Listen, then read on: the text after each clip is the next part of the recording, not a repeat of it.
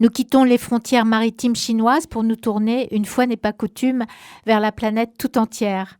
Au cours de l'émission de la semaine dernière, nous avions abordé deux zones de crise, la frontière russe et le Moyen-Orient, avec les tensions entre l'Iran et Israël.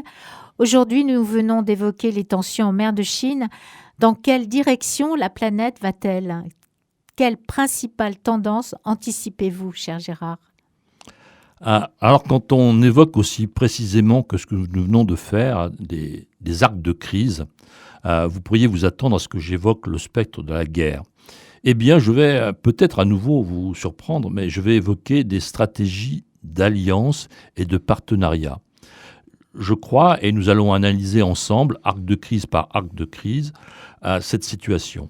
Devant ces périls, les grands pays et l'Union européenne vont s'engager vers des stratégies d'alliance et de partenariat pour éviter la guerre, justement. N'oublions pas que nous sommes dans un univers de paix, de 75 ans de paix nucléaire. Les alliances vont donc se renforcer pour maintenir cette paix. C'est ce que nous commençons à voir. En effet, si ce que vous venez de dire nous rassure, il n'est pas évident d'anticiper votre vision et l'orientation que vous prévoyez dans les relations internationales, c'est-à-dire un mouvement général d'alliance. Vous nous indiquez que vous pourriez parcourir arc de crise par arc de crise pour bien mettre en évidence cette tendance vers des alliances et des alliances renforcées. Voulez-vous que nous commencions par le continent européen, cher Gérard ? Bien volontiers.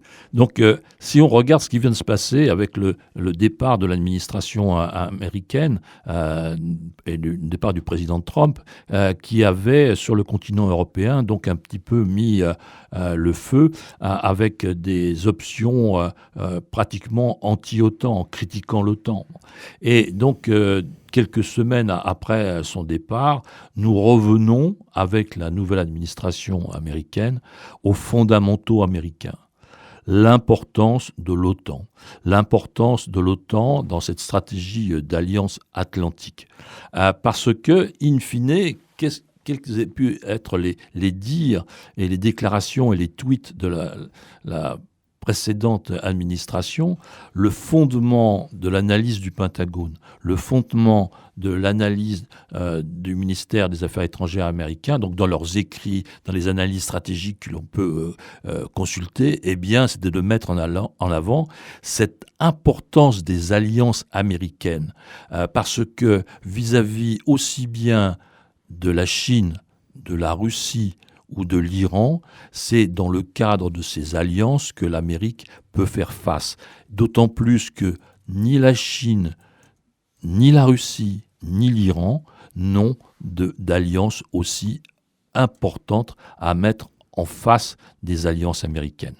Donc, en revenant à la situation européenne, on voit que effectivement, en plus, l'activisme militaire russe renforce cette notion d'alliance militaire à l'intérieur de l'OTAN pour faire face à ce potentiel danger.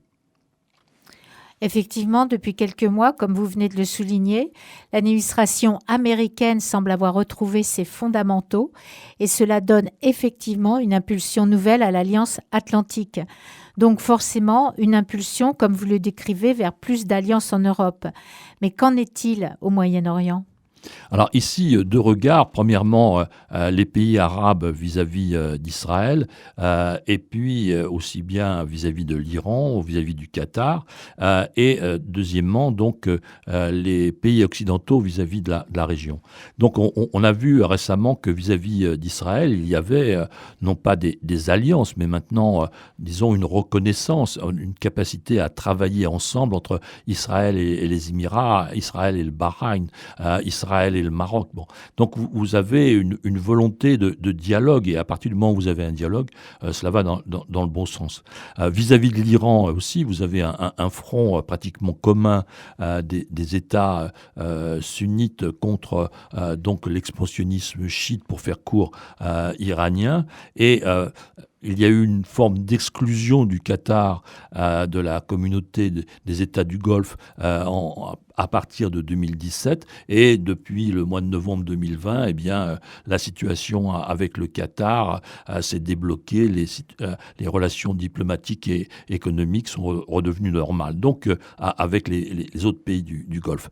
Donc voyez-vous, à l'intérieur du territoire du Moyen-Orient, il y a beaucoup plus de dialogue et beaucoup plus de consensus. Et vis-à-vis de la région, quel est le point de vue des puissances occidentales ? Eh bien, le point de vue des puissances occidentales s'est fortement rapproché vis-à-vis de l'Iran. Parce que finalement, que ce soit les États-Unis, Bruxelles ou Londres, tout le monde a la même vision, à savoir il ne faut pas que l'Iran devienne une puissance nucléaire.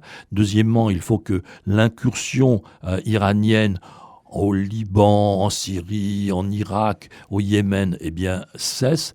Donc, vous avez aussi un souci de prolonger l'accord nucléaire en place. Donc, voilà, il y a un front uni, donc pas une alliance, je dirais au sens diplomatique du terme, mais à nouveau un front commun vis-à-vis de la situation iranienne. Nous retiendrons donc que nous avons au Moyen-Orient une position occidentale, en effet moins tranchée qu'elle ne l'était avec des pourparlers à Vienne sur le nucléaire iranien qui rapproche les positions des pays occidentaux. Maintenant, il nous reste à aborder le troisième arc de crise, la situation dans le Pacifique face à l'expansion chinoise. Comment, Gérard Vespierre, voyez-vous les choses se dessiner ?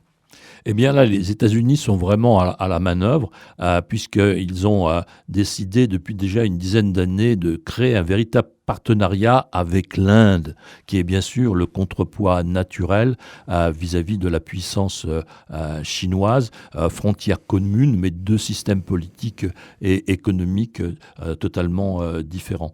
Donc il y a une volonté américaine d'intégrer et de faire venir l'Inde dans une alliance, ou en tout cas un partenariat renforcé, et d'où la création de ce quad entre justement l'Inde, les États-Unis, le Japon et l'Australie, de façon à pouvoir mener des opérations économiques communes, de façon à mener des opérations militaires communes, et de façon à avoir des réunions régulières entre ministres de la Défense et ministres des Affaires étrangères. Donc voilà, il y a au sein de la région une volonté d'organiser les principales pays impliqués par la tension avec la Chine.